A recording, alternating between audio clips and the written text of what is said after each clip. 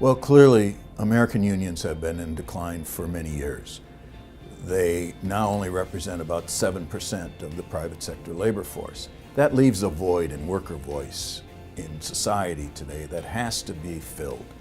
The way in which we have to fill it, though, is not by just reinventing or recreating unions in their mirror image and recreating the kinds of adversarial relationships that we've had in the past, but to do what we know works. We've seen labor management partnerships at organizations like at Kaiser Permanente, at Southwest Airlines, and I could give you other examples, where labor and management work together to improve performance, to serve customers more effectively, to create great places to work, and therefore can afford to pay good wages.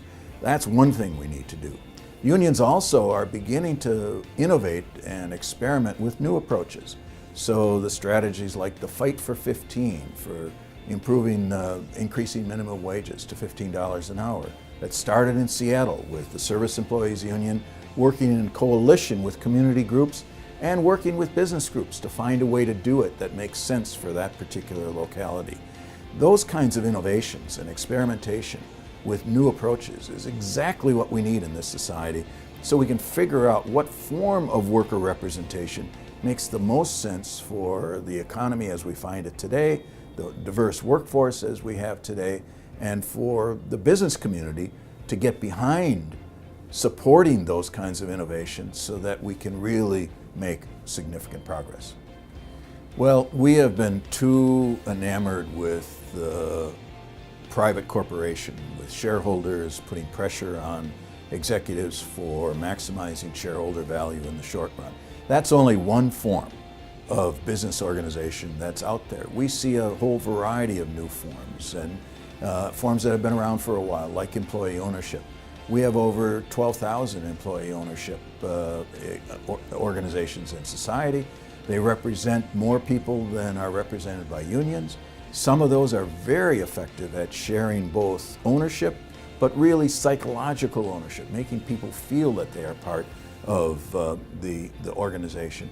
And that's where we derive real value, that companies can be successful and provide good jobs for employees. We see something that's called the Benefits Corporation, which charter themselves to address a triple bottom line, not just profits, yes profits, but also the environment and also organizations that are good for society and for their employees.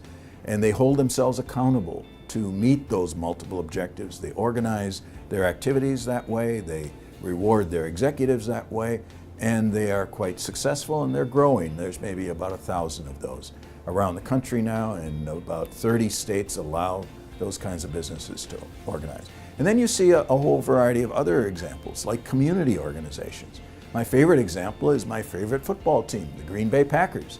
How else could a city of about 100,000 people support over many decades a very fine football team, sometimes a championship football team? In the 1920s, when it was formed by the community. The people of Green Bay in Wisconsin own the Green Bay Packers. They get no voting rights, they get no profit from it, but it can't be sold. And so therefore you have something that the community gets behind, and that is part of the society and part of the culture of the area, and it can be quite successful both as a entertainment and sports organization, but also as an organization that creates enormous economic value for the region through all of the games that are played there.